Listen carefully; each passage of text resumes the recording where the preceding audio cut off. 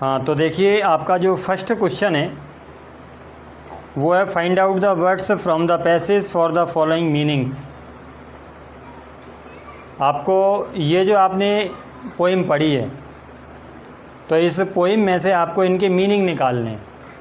अब ये भी एक तरीके से वर्ड पावर हो गई, और मैंने आपको बताया कि आपके एग्ज़ाम में वर्ड पावर के लिए कहीं कोई जगह नहीं है। थोड़ा सा आप लोग अब ये करिए कि आपकी टेक्स्ट बुक कंप्लीट हो गई है और आपकी जो वर्क बुक है उसका भी 17 चल रहा है, 16 चल रहा है, इसके बाद 17 और 18 दो ही रह गए हैं। तो मेरे ख्याल से आप लोग जो आपके पेपर हैं पिछले साल के उन्हें आप लगा सकते हैं। हाँ, उसमें से जो आपका सेक्शन ए है जो कि आपका अनसीन पैसेज का होता है आप उसे छोड़ देंगे, और आपका जो सेक्शन बी है जो कि राइटिंग टाइम का होता है आप उसे छोड़ देंगे। हालांकि राइटिंग टाइम में भी आप लोगों को याद होगा कि मैंने लेसन नंबर 3, 4 और 5 जो तीनों में नोटिस, एडवर्टाइजमेंट और पोस्टर थे वो मैंने आपको एक एक बार कंप्लीट करा दिए हैं, और उनकी जो प्लेलिस्ट है उसको भी मैं ऊपर लेके आया हूँ। तो वहाँ से आप जा कर के एक बार उन्हें दोबारा से क्लियर करें। और भी अगर नोटिस, एडवर्टाइजमेंट और पोस्टर मोस्ट मुझे लगेंगे तो उसमें मैं ऐड करूँगा। लेकिन अब आप एग्ज़ाम जो पिछले एग्ज़ाम हुए हैं उनके जो भी पेपर हैं आप उनको लगाना स्टार्ट करिए, सामने रखिए और एक बार अपने आप से टेस्ट देने की कोशिश करिए। फिर आप अपने नोट्स से उन्हें देखिए कि आप लोगों ने जो लिखा है उसमें कहाँ कुछ गलती हो रही है। अगर कोई क्वेश्चन आपको लगता है कि नहीं हमें थोड़ा सा दिक्कत दे रहा है तो आप उस क्वेश्चन को दोबारा से रटने मत बैठिए। एक बार कोशिश करिए कि कहीं ना कहीं उसकी स्टोरी आपके दिमाग में ठीक तरीके से फीड नहीं है, क्योंकि मैं कभी नहीं कहता कि आप आंख बंद करके और सीधा रटना स्टार्ट कर दें। आप उसकी स्टोरी को ठीक से समझिए। एक्टिव वॉइस आप अपने अच्छे रखिए, पैसिव वॉइस अच्छे रखिए, और बहुत सारी बातों को आप बनाकर लिख भी सकते हैं। हाँ, तो अब देखिए यहाँ देखिए कि find out the words from the passage for the following meanings. अब जैसे यहाँ जो फर्स्ट वर्ड दिया है वो दिया है मडी, तो आपको ये बताना है कि ये जो मडी वर्ड है तो उसने ये जो आपने अभी पोइम पढ़ी है कि हमें वर्ड्स पढ़ते समय इतनी फीलिंग आती है, तो मडी पढ़ते समय आपके अंदर किस तरीके की फीलिंग आती है। तो मडी मतलब जो कीचड़ में सना हुआ जिसे कहते हैं, तो इस तरीके की फीलिंग कैसे आती है। जैसे ये वर्ड हमें पढ़ने से ऐसा लगता है जैसे लसलसा टाइप का है, स्लिमी, तो आप इसके आगे स्लिमी लिख देंगे, SLIMM। इसके बाद जो दूसरे नंबर पे दिया है सॉफ्ट। अब सॉफ्ट क्या हो गया? कोमल। तो ये वर्ड पढ़ने से आपके अंदर टेंडर, जैसे उसने बताया था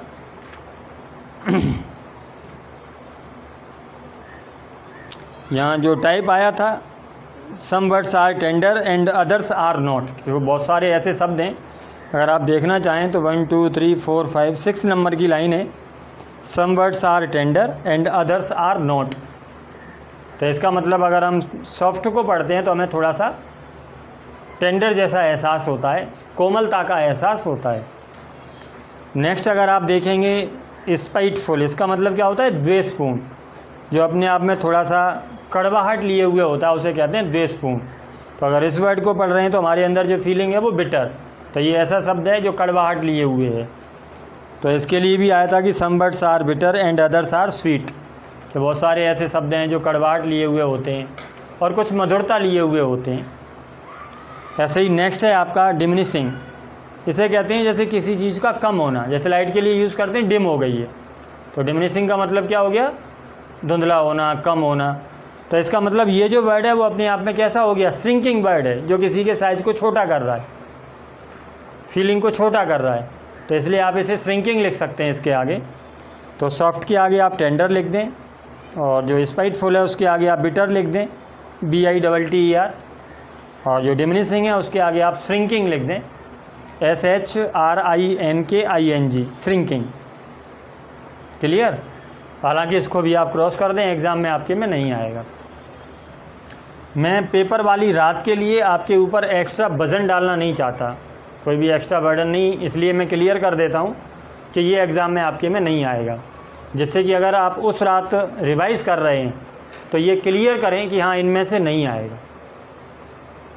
ठीक, आपको जो रिवाइज़ करना है, एक बार में आपकी जितनी भी अंग्रेजी हो चुकी है तो जब मैं टेस्ट लूँगा तो वहाँ एक एक करके सारी बातें आपको फिर से डिस्कस करेंगे अपन कि यहाँ से क्या आ सकता है क्या नहीं आ सकता, तो आप उन्हें टिक करते चलें।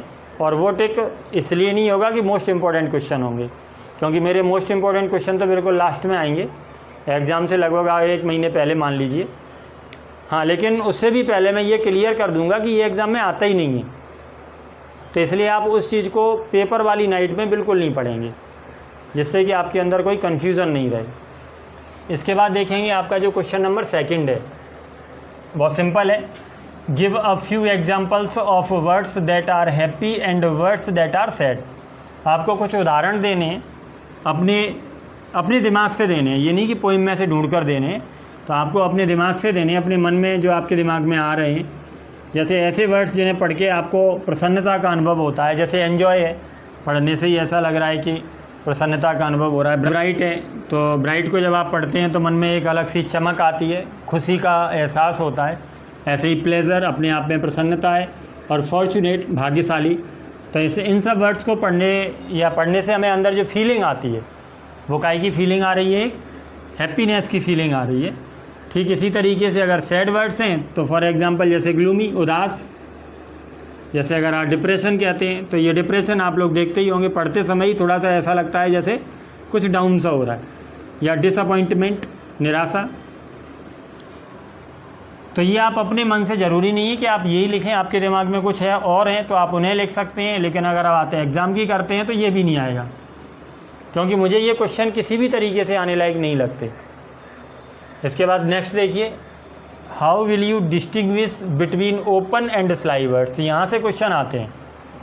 तो हाउ विल यू डिस्टिंग्विश आप जानते ही होंगे, अंतर करना, भेद करना। बिटवीन बीच में, किस किस के बीच में भेद करना, ओपन एंड स्लाई वर्ड्स। तो आप ओपन एंड स्लाई वर्ड्स के बीच में किस तरीके से भेद करेंगे, किस तरीके से अंतर करेंगे। यानी कुल मिलाकर के आप ये बता दें कि आप कौन से ऐसे वर्ड्स हैं जिनको ओपन वर्ड्स में शामिल करेंगे और कौन से ऐसे वर्ड्स हैं जिनको आप स्लाई वर्ड्स में शामिल करेंगे। ओपन खुला हुआ और स्लाई जो कपटी होता है, जिसमें कुछ छिपा हुआ होता है, जो कपट करने वाला है, बातों को क्लियरली नहीं कह रहा। तो ओपन मीन्स आप लोगों को पता ही है कि नॉट हिडन। ओपन का मतलब सीधा सीधा ही है कि छुपा हुआ नहीं होना, मतलब ओपन हो गया। वेयर एज, जबकि। स्लाई मीन्स एक्टिंग, एक्ट करना, काम करना, इन अ सीक्रेट वे, रहस्यमय तरीके से। तो अगर आप कहीं सीक्रेट तरीके से काम करते हैं तो उसे आप स्लाई कहते हैं। और ओपन का मतलब क्या होता है, आप इसकी जो डेफिनेशन है वो दे सकते हैं कि दैट इज़ नॉट हिडन, जो छुपा हुआ नहीं होता है आप उसे कहते हैं कि वो ओपन है। तो open means not hidden, open का मतलब हिडन नहीं है, छुपा हुआ नहीं है। Whereas sly means act in a secret way. Clear. चलिए इसके बाद देखिए आपका जो क्वेश्चन नंबर 4 है, बहुत सिंपल आंसर है, कुछ भी ऐसा नहीं है जो आपको लर्न करना हो। ये आप वैसे भी लिख सकते थे कि ओपन का मतलब क्या होता है, नॉट हिडन, और स्लाई का मतलब क्या होता है कि अगर आप सीक्रेट तरीके से काम कर रहे हैं तो आप स्लाई हैं। अगला है क्वेश्चन के what does the poet mean by honest and cheat. तो कवि का ऑनेस्ट और चीट शब्द से क्या मतलब है, ठीक, यानी ऑनेस्ट वो क्या मानता है और चीट वो क्या मानता है। तो वो आपको देना है कि according to the poet honest means, honest का मतलब क्या होता है, आप ईमानदार किसे कहते हैं, जो सारी बातों को स्पष्ट रूप से कह देता है, उसे आप ऑनेस्ट कहते हैं। तो ऑनेस्ट का मतलब क्या होता है कि टेलिंग द ट्रुथ, कि जो सत्य को कहता है। एंड नेवर स्टीलिंग, जो कभी चोरी नहीं करता, और चीटिंग, जो कभी बेईमानी नहीं करता, तो वो हो गया ऑनेस्ट। और ये सबको ही पता है कि ऑनेस्ट का मतलब क्या हो गया, एक तो टेलिंग द ट्रुथ, कि जो सत्य की बात करता है, सत्य कहता है। एंड नेवर स्टीलिंग, ना कभी स्टीलिंग, चोरी करता है, और ना ही चीटिंग करता है, तो उसे आप कह सकते हैं कि वो ऑनेस्ट है।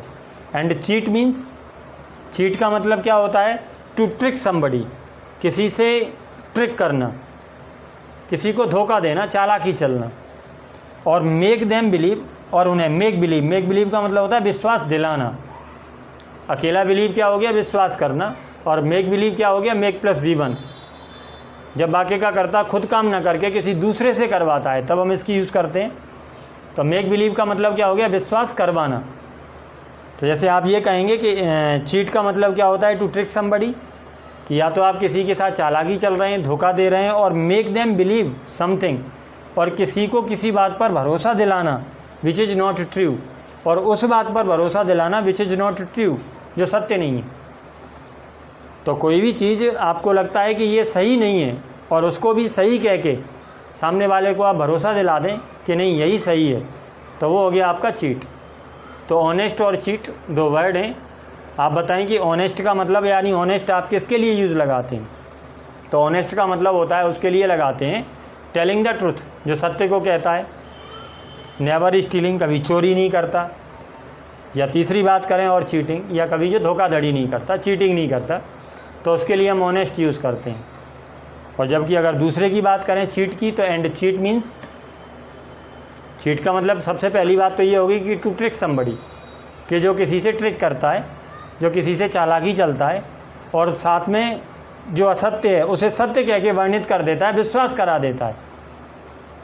तो एक तो टू ट्रिक समबडी, कि एक तो सामने वाले से ट्रिक कर चालाकी चल लेता है, और मेक देम बिलीव, और उन्हें विश्वास करा देता है समथिंग, किसी पर, make them believe something which is not true, और उस पर विश्वास करा देता है विच इज़ नॉट ट्रू, जो सत्य नहीं है। तो जो बात सही नहीं है उस पर भी उसे भरोसा करा देता है, तो इसका मतलब वो चीट है, उसके लिए हम चीट यूज़ करते हैं। हाँ, तो मेरे ख्याल से ये जो तीनों क्वेश्चन है, चारों क्वेश्चन आपको अच्छे से समझ आ गए होंगे। फर्स्ट क्वेश्चन तो आपको क्रॉस ही कर देना है, उसमें से कुछ आएगा ही नहीं। जो सेकंड क्वेश्चन है वो आप अपनी मर्ज़ी से भी लिख सकते हैं। वैसे तो ये मैंने बता दिया कि आने लायक क्वेश्चन नहीं है, लेकिन फिर भी हैप्पी वर्ड्स हैं, तो कोई भी दिमाग में हैप्पी वर्ड्स आ जाएँ आप उन्हें लिख आएँ। अगर ज़्यादा से ज़्यादा 2 मार्क्स का ये आ सकता है, मतलब आने की पॉसिबिलिटी नहीं है, लेकिन अगर माने तो आप 4 यहाँ लिख दें, 4 यहाँ लिख दें, बस आपका हैप्पी और सैड वर्ड्स हो गए। इसके बाद अगर थर्ड क्वेश्चन की बात करें कि how will you distinguish between open and sly, तो ओपन अगर कुछ नहीं भी कहें तो भी हमें क्लियर पता है कि ओपन का मतलब क्या होता है, जिसमें कुछ भी छिपा हुआ नहीं है वो ओपन है। तो आप यहाँ कह सकते हैं कि open means not hidden, whereas जबकि स्लाई मीन्स क्या होता है, एक्टिंग इन अ सीक्रेट वे, कि आप रहस्यमय तरीके से काम कर रहे हैं, तो ये हो गया आपका स्लाई। इसके बाद जो अगला है कि what does the poet mean by honest, तो पहले आप ऑनेस्ट को कर दिए, तो ऑनेस्ट दिमाग में अलग से रखिए। ऑनेस्ट का मतलब ही क्लियर है कि telling the truth. Honest word पढ़ते से ही दिमाग में अपने आप आ जाता है कि ईमानदार वो होता है जो सत्य की बात करता है। तो honest means telling the truth, और जो सत्य की बात करता है इसका मतलब नेवर स्टीलिंग और चीटिंग, कि जो ना तो स्टीलिंग करता है और ना ही चीटिंग करता है। अगर दूसरी बात करें चीट की, तो चीट मीन्स क्या होता है, टू ट्रिक समबडी। जैसे अगर ऑनेस्ट कहते ही दिमाग में क्या आ जाता है, टेलिंग द ट्रुथ। ठीक इसी तरीके से जैसे ही आपने चीट वर्ड यूज़ किया तो अचानक से दिमाग में आ जाता है कि टू ट्रिक समबडी, चीट कर रहा है, इसका मतलब सामने वाले से ट्रिक, धोखाधड़ी कर रहा है। तो टू चीट समबडी, कि सामने वाले से चीटिंग करना और साथ में उसे इस बात का विश्वास करा देना, जो सही नहीं है उसको भी सही कह के विश्वास करा देना। And make them believe, make plus V1, विश्वास करा देना समथिंग, किसी बात का, विच इज़ नॉट ट्रू, जो सत्य नहीं है। क्लियर? चलिए इसके बाद देखिए आपका जो नेक्स्ट क्वेश्चन है।